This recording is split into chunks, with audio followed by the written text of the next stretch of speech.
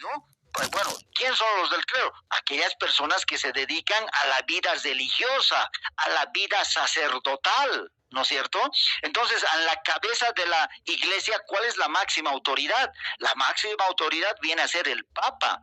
En segunda jerarquía están los cardenales, ¿no es cierto? Están los arzobispos, ¿no? Están luego los obispos, los abates y otros de alta jerarquía. ¿De acuerdo? Pero aquí el tema religioso es el que divide, ¿de acuerdo? En la nobleza, en tercer lugar, ya tercera clase social, miren, estaba la nobleza. Pero una nobleza se dice de menor rango, ¿de acuerdo? Y entonces, ¿cómo estaba compuesta la nobleza menor? Estaba compuesta por súbditos de menor rango, ¿ya? ¿Por qué? ¿Por qué se diferenciaban? Porque esta nobleza menor poseían menores extensiones de tierra. La tierra, ya dijimos en el modo de producción esclavista, la tierra era sinónimo de riqueza, el territorio era riqueza, ¿no es cierto? Todo lo que contenía la tierra. ¿Ya? Entonces, miren, tenían la nobleza menor, tenía menores extensiones de tierra y además también tenía un ejército más pequeño, vamos a decir. ¿De acuerdo? Entonces, en el caso de los laicos, ¿ya? La nobleza menor, ¿quiénes estaban conformados? Estaba conformado por los varones, los caballeros, ¿no? ¿Quiénes eran los caballeros? Los caballeros eran los guerreros, ¿no? Ser caballero, digamos, recuerdan el escudero, esos eran, o sea, eran parte del ejército, ¿no? O sea, tenían un prestigio, porque gracias a los caballeros, ¿ya? El rey conquistaba pueblos, ¿no? Tenía triunfos, ¿no? Hacía crecer el imperio territorialmente, o sea, era una clase así bien reconocida, bien agradecida, ¿no? El ejército, el militar, ¿no? Entonces, los caballeros, hidalgos, y hay otros títulos, ¿no? Bueno, por eso se estaban conformados la nobleza menor. Ahora, en la parte del clero, es decir, de la vida sacerdotal, ¿ya? Estaba compuesto ¿por qué? Por obviamente, personajes, ¿no? De menor rango dentro de la jerarquía católica o religiosa, mejor dicho, ¿no? Entonces, ¿quiénes eran esos? Monjes y sacerdotes de menor jerarquía. O sea, no es lo mismo ser obispo que ser monje, por decirles, ¿no es cierto? Tienen muchas diferencias en su preparación, en sus facultades, en sus funciones, ¿no es cierto? Entonces, miren, estamos viendo que dentro de estas clases, ¿no? Por ejemplo, dentro de la alta nobleza también existía otras clases sociales, o sea, mucha división social, ¿no? Dentro de la nobleza menor igual habían rangos, jerarquías, ¿no? Nadie era igual, ¿no? La ley aquí, todos eran desiguales, todos tenían una posición, un nivel social dentro de la estructura social y cultural y política que existía en cada uno de estos imperios, ¿no es cierto? Entonces, esa era la conformación. Ahora miren, finalmente, ¿no? La base de la sociedad, porque este triángulo está representado la sociedad feudal, mejor dicho, ¿no? Entonces, la base de la sociedad feudal ya estaba conformada por además, la población mayoritaria, ¿no? La población mayoritaria estaba conformada ¿por quiénes? Por villanos, ¿no? De ahí viene la palabra, ¿no? Villanos, ¿no? Los artesanos y los siervos, ¿no? Tres tipos, tres grupos o segmentos sociales, ¿ya? ¿Quiénes eran los villanos? Miren, los villanos, se decían villanos a los campesinos, ¿no? Y los campesinos que vivían, ¿ya? Los campesinos que vivían alrededor del feudo, ¿no? O sea, vivían como se decía, en los burgos, vamos a decir, o también en las villas, o sea, en las afueras de lo que era el feudo mismo, propiamente dicho, ¿no? De ahí por eso viene, es un nombre también delegado, ¿no? Heredado, es las villas, por ejemplo, acá. ¿Qué es las villas? Algo lejano, un barrio lejano, ¿no? Que no está en el centro de la urbe, sino está alejadita. Entonces, esa misma situación ha sido traspasada a nuestra cultura. Entonces, los villanos eran campesinos que vivían, que trabajaban, ¿no? Vivían un poco alrededor, ¿no? En inmediaciones de lo que era el feudo, ¿ya? Donde dominaba el señor feudal. Bien, entonces esos eran los villanos. Los artesanos, miren, otra clase social. Los artesanos eran hombres libres, ¿de acuerdo? O eran hombres libres, ¿no? Que trabajaban bajo contrato para el señor feudal, ¿ya? Igual el señor feudal, por ejemplo, a los artesanos, ¿ya? Les brindaba su acogida, les brindaba, digamos, sus tierras, ¿no? Y también les daba herramientas de trabajo, ¿no? Pero igual bajo un contrato en el que el señor feudal también recibía parte de la producción que los artesanos realizaban o elaboraban, ¿de acuerdo? Entonces, a cambio de esto, los villanos y los artesanos entregaban productos agrícolas, en el caso de los campesinos, y artesanías al señor feudal, ¿no? Y obviamente, además pagaban impuestos por el uso de las herramientas, es decir, ya dijimos, molinos, hordos, herramientas de trabajo y demás. ¿De acuerdo? A ver, un momentito, jóvenes, un momentito.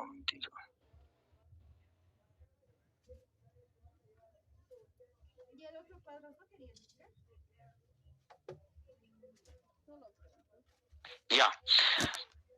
Muy bien, muy bien. Entonces, miren, en cambio, ya haciendo la explicación, estamos acá, en cambio, a diferencia de los villanos y los artesanos,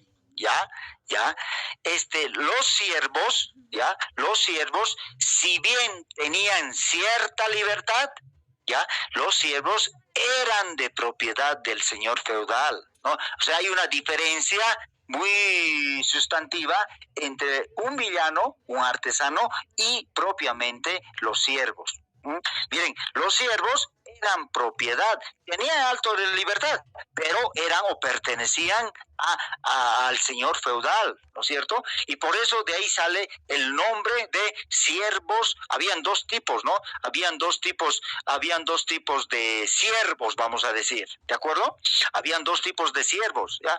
¿Cuáles eran esos dos tipos de siervos? Bueno, los primeros eran los llamados siervos ministeriales, ¿ya? Los siervos ministeriales. ¿Qué hacían los siervos ministeriales? Los siervos ministeriales realizaban labores domésticas, ¿de acuerdo?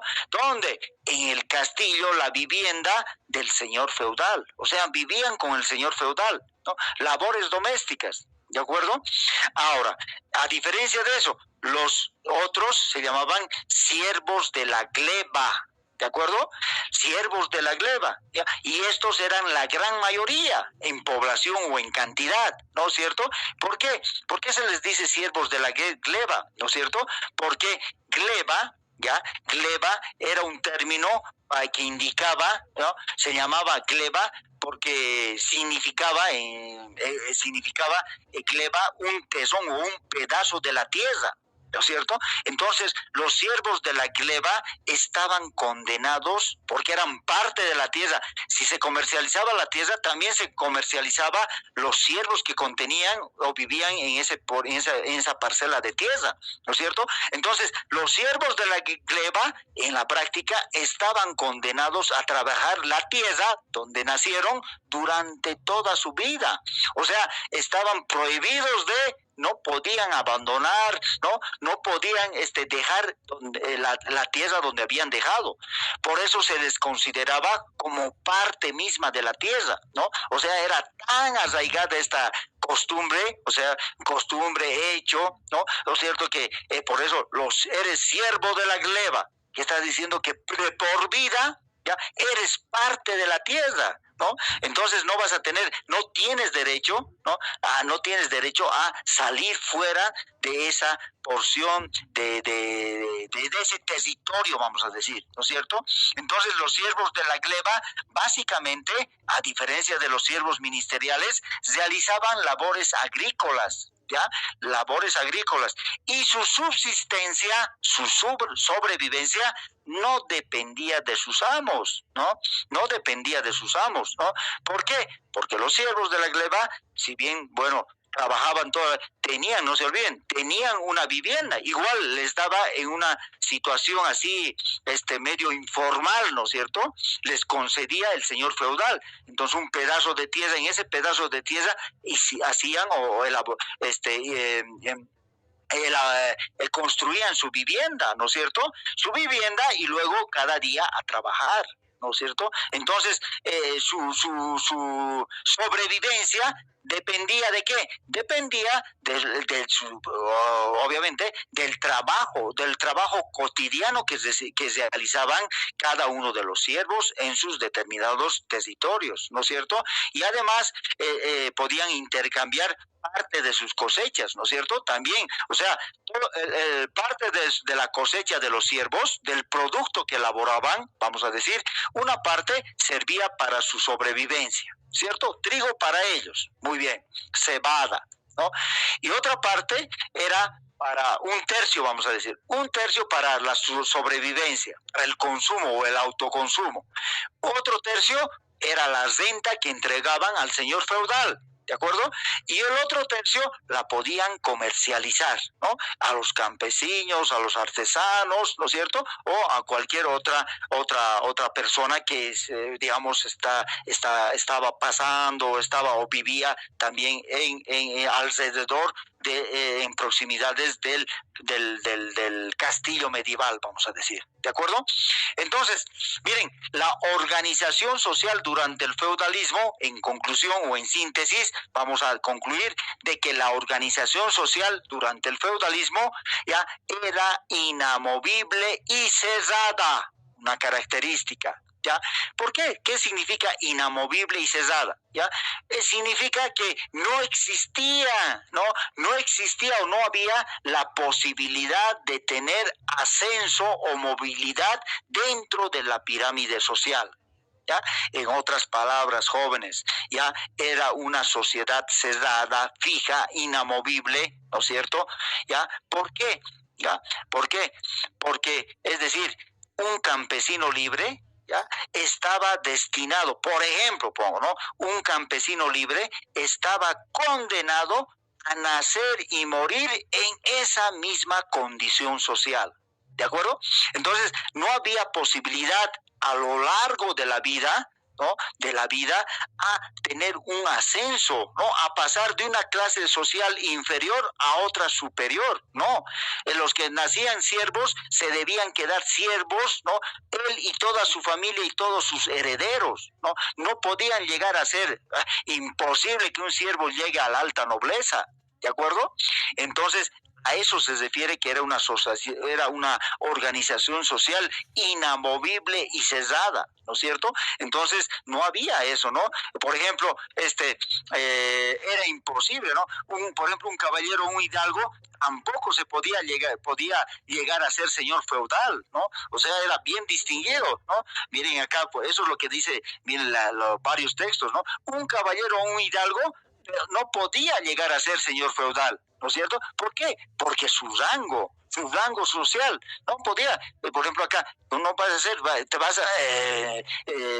naciste caballero y tienes que morir tú y tu familia en esa condición social. Entonces no había, por eso mismo el rey de manera única y exclusiva otorga esa a quien algunos, ¿no? Son escogidos, ¿no es cierto? Y además los señores feudales son de su entorno, los que tienen mayor confianza, ¿de acuerdo? Acá son parte, ni siquiera a veces de su alta nobleza, sino de su corte. La corte es el nivel de proximidad más cercana al rey. ¿De acuerdo? Entonces, miren, hay esas diferencias muy sutiles, pero muy significativas, ¿no es cierto? A ver, les pregunto, a ver, ¿qué creen ustedes? En Bolivia, en nuestro país, ¿cómo son estas condiciones? ¿Cómo es nuestra organización social? ¿Habrá o no posibilidad de ascenso social? ¿Qué opinan? A ver, adelante, señorita. Adelante, señorita, por favor, con código se identifican. Ya, adelante, ¿cuál es su opinión? Licenciado, mi opinión es que sí se puede ascender en la pirámide social boliviana, ya que mediante el trabajo y mientras tengamos un excedente económico y sepamos invertir bien, sí se puede ascender en la pirámide social boliviana. Ya, ahí, pero consultita. Licenciado, yo ¿Cómo? opino que no, o sea, no define la riqueza, o sea, la riqueza no es la única que define por la que se va a poder ascender socialmente, sino también la educación. Bueno, esto lo vimos en la materia de sociología, ¿no? Que hay 6 qué lindo, qué lindo. A ver, yo no he pasado sociología. A ver, ¿qué conclusiones sacaron? Más fuertecito, a ver, está en buen rumbo. ¿Qué define que una persona tenga una determinada clase social o pertenezca a una determinada clase social en nuestra sociedad boliviana? Usted muy bien dijo. Bueno, eran 6 criterios, era el abolengo, la riqueza, el grado de instrucción, la religión y las características biológicas. Esos eran esos 6 criterios. Y ahí la preguntita, mire, no sé la verdad, ¿por qué la religión? Bueno, no, el licenciado decía que, o sea, no es lo mismo ser católico que ser evangélico, digamos, como que una religión tenía más prestigio, se podría decir. Ya, ¿y qué es el abolengo? Es la procedencia familiar, licenciado. Ya. Muy bien. ¿Cuál es su código, señorita? Código 11, licenciado. Ya, muy bien. Bonifacio. Sí, licenciado. Usted siempre dándome sorpresas, Bonifacio. Muy bien, pues, miren, jóvenes, miren el aporte que hace su compañera o la precisión que hace, a diferencia del anterior criterio que indicaba. Muchos creemos en nuestra sociedad, sobre todo, que tener riqueza, ¿no? Tener patrimonio es sinónimo de ya tener ascenso social, ¿no? Y cosa que es muy limitado y está hasta errado, ¿no es cierto? Está errado. Entonces ustedes por eso es bueno que pasen sociología para atar cabos, ¿no? Y tener un panorama más completo de esta definición o de lo que la pregunta que formulaba, ¿no? No es la verdad, ¿no? Otros piensan, ¿no? Que solamente es irse a vivir, por ejemplo, a la zona sur o comprarse una mansión en Calacoto, vamos a decir, o en el Urubó, ya estamos en esa clase social, ¿no? Entonces, no, equivocado, error, no solamente define la riqueza, pueden tener riqueza, pero no tienen, digamos, sobre todo la clase social, como dijo su compañera, ¿no? Está determinado por varios factores, ¿no? Bueno, puedo coincidir, tal vez está acertado en lo que dice, ¿no? Pero tengamos la idea errada, digamos, de que solamente los que tienen dinero ya han subido de ascenso social. No, señores, ¿no? La educación es un factor importante, ¿no? La educación, el grado de profesionalidad, ¿no? El grado de profesionalidad, el grado de educación, de formación, el título universitario que ustedes van a tener, les va a ayudar, ¿no? En muchos de sus casos, les va a ayudar a tener mayores posibilidades. ¿Para qué? Para pertenecer, por lo menos, ascender socialmente, ¿no es cierto? Pueden ascender socialmente, porque mediante el trabajo que ustedes van a tener, ¿no es cierto? Y eso les abre, digamos, mayores oportunidades para tener relaciones con otras clases sociales, otros niveles y sobre todo está en la clase de la educación, ¿no? Yo rescato tal vez de los factores que dijo su compañera, el tema de la educación, ¿no? Entonces, y eso es algo evidente, ¿no? Mayor educación vas a tener mayores ingresos, ¿no? Entonces, desde el punto de vista económico, vas a pasar de la clase media baja, vas a pasar a la clase media superior, a la clase media alta, ¿no es cierto? No vas a ser de la clase alta, pero vas a tener un ascenso social, ¿no? Y eso se puede conseguir de varias maneras, ¿no? Pero un factor que determina eso es justamente la educación, ¿no? Cuando tenemos educación, entonces podemos llegar a mayores espacios, mayores segmentos de la población, por ejemplo, en la que muchas de la población nunca van a llegar, ¿no? Si no tienes educación, es imposible que te relaciones, por ejemplo, peor todavía, si te dedicas a la investigación, ¿no es cierto? A la investigación pura y demás, puedes ascender, puedes tener un lugar dentro de las empresas, puedes llegar a ser accionista, puedes llegar a ser inversionista, puedes llegar a ser, bueno, muchas oportunidades, ¿no? Pero si no tienes educación, estás condenado ¿a qué? Peor todavía, a descender de forma social dentro de toda la estructura social que tenemos, ¿no? Entonces, miren, en nuestro caso, eso, por ejemplo, no era posible en la edad medieval, ¿no? Durante el feudalismo eso no era posible, ¿no? Imposible, ¿no? Por eso, además, tampoco se permitía, por eso mismo, los de la clase alta solamente se reproducían entre las distintas clases sociales, o sea, estaba prohibido tener o mantener relaciones, por ejemplo, maritales entre, por ejemplo, que un villano o tenga alguna relación con un conde, con la hija de un conde o de un marqués. No era prohibido, ¿no? Hasta en nuestra sociedad también persiste este prejuicio que existe, ¿no es cierto? O sea, no mezclarse, no tener relaciones, solamente tener relaciones. Hoy está más abierto, obviamente, ¿no? Hoy he vivido, pero todavía persiste todavía estos prejuicios que tienen o taras sociales, podemos observar en nuestra sociedad, ¿cierto? Bien, jóvenes. Ahora, a ver, ¿qué vamos a pasar? Finalmente, ya, desde el punto de vista de las funciones, ya, o de los roles, ¿no? Podemos decir que el señor feudal, ya, miren, el señor feudal, o sea, dentro de en esta jerarquía social, ya, tenía la función sobre todo el señor feudal, tenía la función de dirigir las guerras. ¿Ya? Eso es lo que podemos sintetizar. ¿De acuerdo? La función del señor feudal era dirigir, ¿no? O sea, proteger, defenderse, pero también estaban las ansias o había el deseo de ¿qué? De siempre invadir, ¿no es cierto? Invadir, expandirse territorialmente, que el feudo crezca, ¿no? O sea, siempre ese sentimiento de ambición que ha tenido, ¿no? El hombre, el individuo en el fondo de su ser.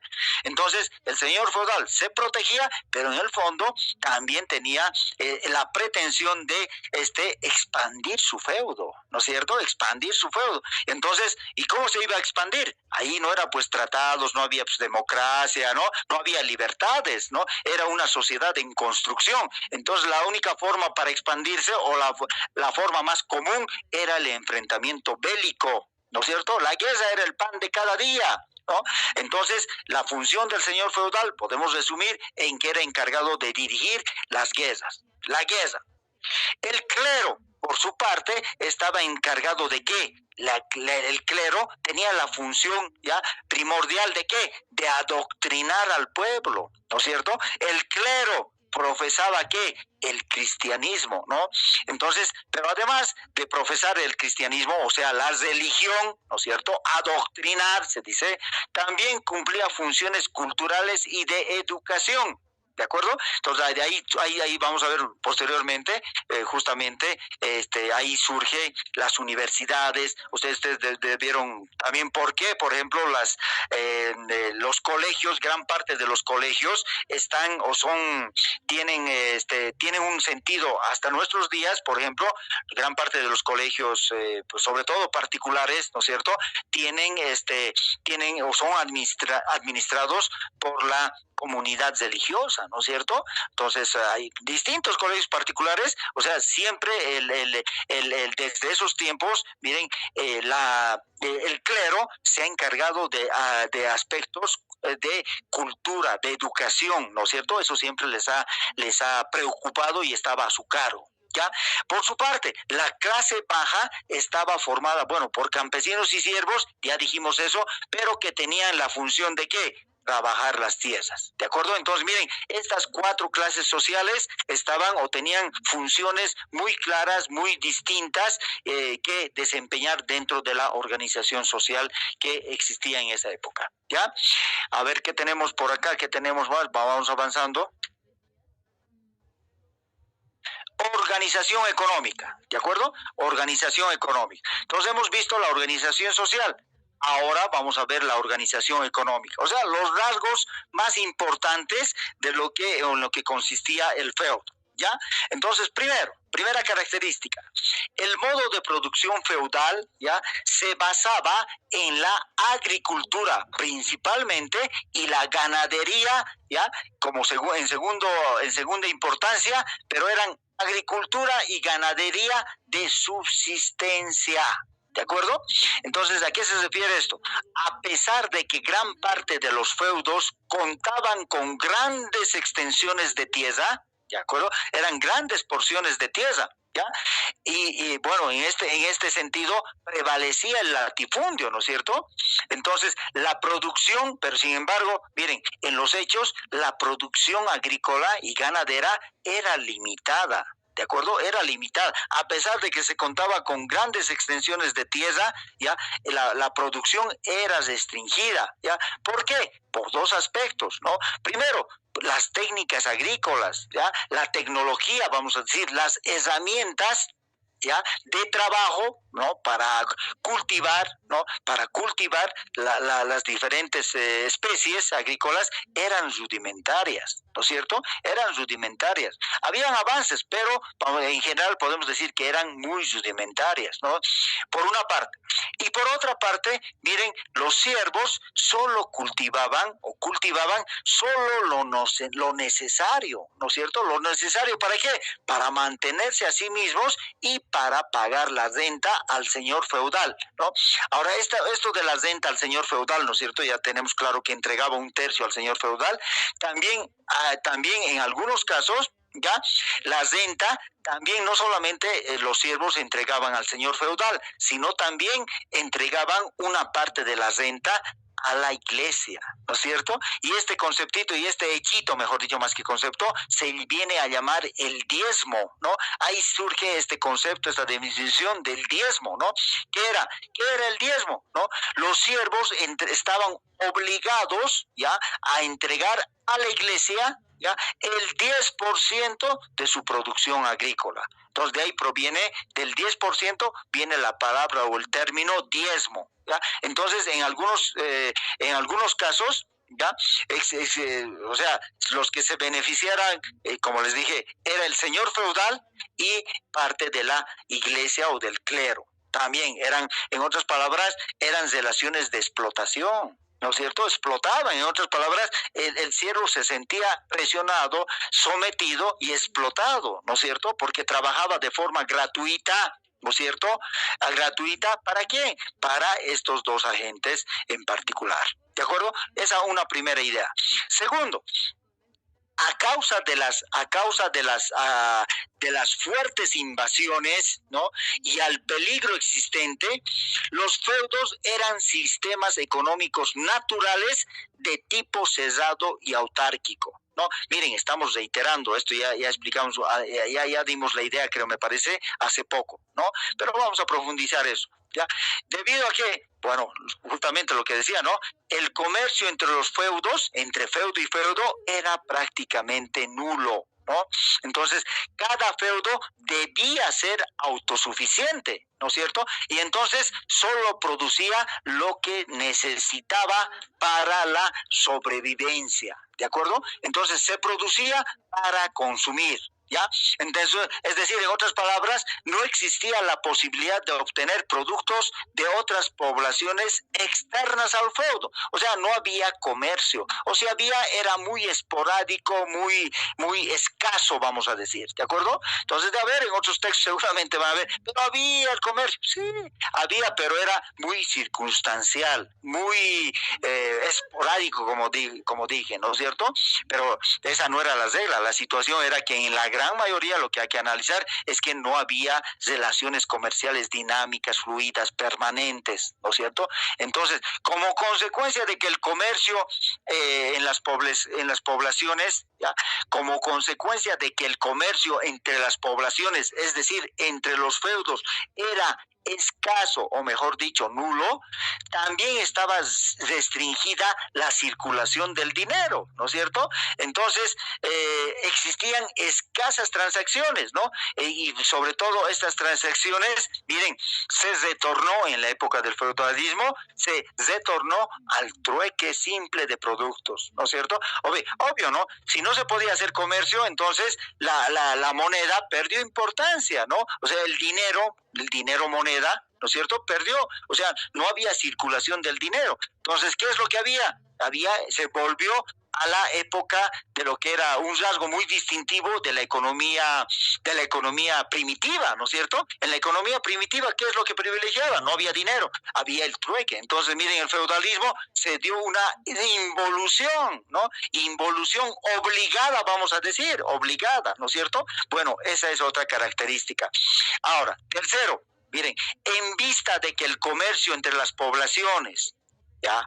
El transporte y las comunicaciones eran escasas, ¿no? O limitadas o inexistentes, vamos a decir, la tierra adquirió mayor valor, ¿ya? Mayor valor económico, ¿de acuerdo? Entonces la tierra, justamente, que alguien dijo, la tierra adquiere o es la base de la riqueza, ¿no es cierto? La tierra, ya dada estas circunstancias, estas coyunturas, estas limitaciones que existen durante esta época, ¿ya? Entonces la tierra asume, ¿no?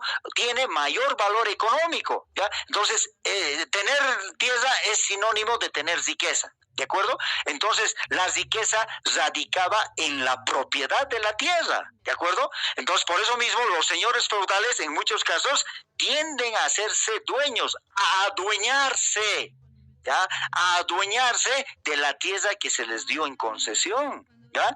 Entonces, bueno, ¿cuál era la idea? La población rica, ¿no? Era aquella que poseía grandes extensiones de tierra, ¿de acuerdo? Bien, eso es otro aspecto. Un cuarto aspecto, jóvenes, ya, y en general, durante la Edad Media, no se registraron avances significativos a nivel tecnológico, ni social, ni cultural. ¿Ya? Que quede claro eso, por lo dicho, miren, hemos hablado en la parte social, en la parte cultural y en la parte tecnológica también, o sea, en general, es decir, se tiene mucho que aprender, muchos errores, muchas falencias que vivió el hombre en la sociedad durante estos aproximadamente 1000 años que duró la Edad Media. ¿De acuerdo? Entonces, las escasas innovaciones técnicas se limitaron a la actividad agrícola. O sea, la agricultura era todo, no se desarrollaron otros sectores, ¿no? Entonces, entre estas, ¿ya? ¿Qué se puede destacar? ¿No? Hubieron escasas innovaciones, pero por ejemplo, podemos destacar, ¿ya? Que hubo una mejora, ¿no? En esta época, por ejemplo, se avanzó en la construcción y diseño de los molinos de agua, ¿de acuerdo? También se avanzó algo en nuevas técnicas de irrigación y las redes de acequias, ¿ya?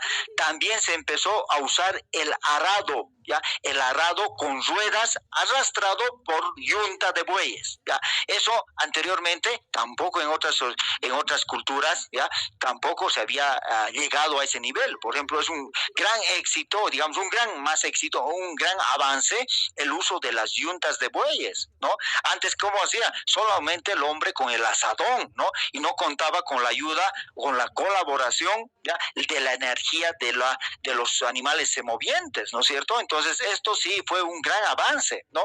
Bueno, también en esta época, dentro de las innovaciones técnicas, se puede decir que en esta época también se introdujo el arnés, la herradura, ¿ya? Y miren, la rotación del suelo mediante la práctica del barbecho. O sea, estas pocas, vamos a decir, pero también significativas avances fueron los pocos avances o innovaciones técnicas que podemos resaltar en esta época de la Edad Media. ¿De acuerdo? Entonces, de a poco, ¿ya? De a poco, los escasos avances a nivel tecnológico permitieron obtener algunas mejoras en el volumen de producción agrícola obtenida. ¿De acuerdo? Entonces hubieron algunas mejoras. Ahora, un aspecto importante que explica, miren, en realidad desde el punto de vista económico, durante el feudalismo hubo una situación ya de estancamiento económico, ¿ya? Así definimos, ¿no? Estancamiento económico, ¿ya? Entonces hubo una especie de estancamiento económico en el modo de producción feudal. ¿De acuerdo? Entonces, miren, ¿qué pasó acá? ¿Y por qué hubo un estancamiento económico? Puede ser porque no había comercio, ¿no es cierto? El comercio es sinónimo de dinamismo, de actividad, ¿no? De movimiento económico, pero como no se podía comercial, entonces podemos decir, uno fue el escaso comercio o la imposibilidad de realizar comercio entre las distintas poblaciones. Una causa podría ser, ¿no?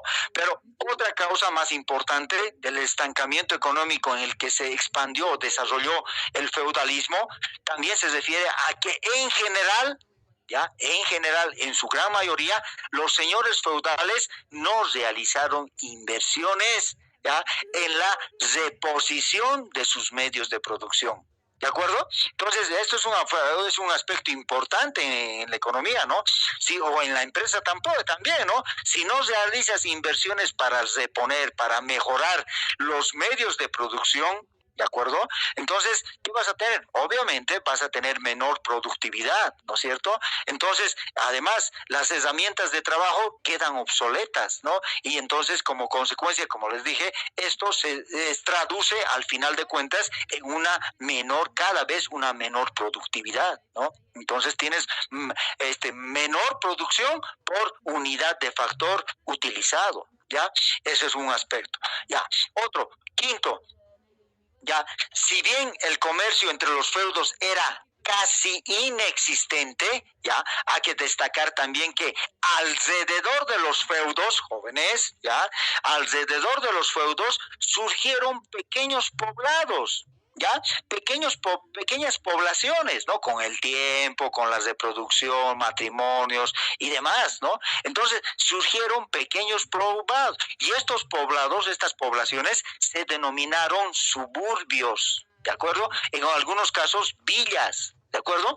Entonces, los suburbios estaban habitados por hombres libres. Básicamente lo que ya les dije. ¿Quiénes eran? Campesinos y villanos, ¿ya? Que no pertenecían al feudo, pero sí que mantenían relaciones de trabajo con el señor feudal a través de un contrato determinado. ¿De acuerdo? Entonces hay esas diferencias.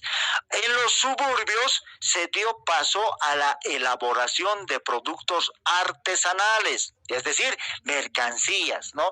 Y estas mercancías ¿cuál era el destino de estas mercancías? Bueno, estas mercancías, básicamente productos, objetos, vamos a decir, ¿no es cierto? Era abastecer, ¿no? ¿Abastecer a quién? Al feudo, ¿no? ¿A través de qué? A través del trueque de mercancías, ¿no? Entonces había un intercambio de objetos, artesanías, vamos a decir, vestimenta, ¿no? Otro tipo de objetos elaborados, ¿ya? ¿Con qué? Con productos agrícolas, con productos ganaderos, ¿de acuerdo? Ese era el trueque, ¿no? En los suburbios, la producción de mercancías se organizó bajo el denominado sistema gremial. ¿Ya? El sistema gremial, estamos explicando, miren, estos conceptitos, los gremios y las ferias, ¿ya? Ahí estamos. Entonces, ¿qué era el sistema gremial? Miren, en la Edad Media, los gremios, miren, eran asociaciones de artesanos,